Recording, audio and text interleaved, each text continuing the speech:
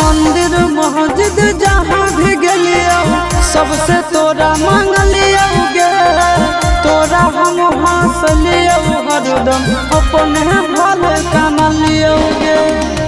तोर किस्मत खुलतौ, तोर किस्मत खुलतौ, जरतौ हमर भगिया गे।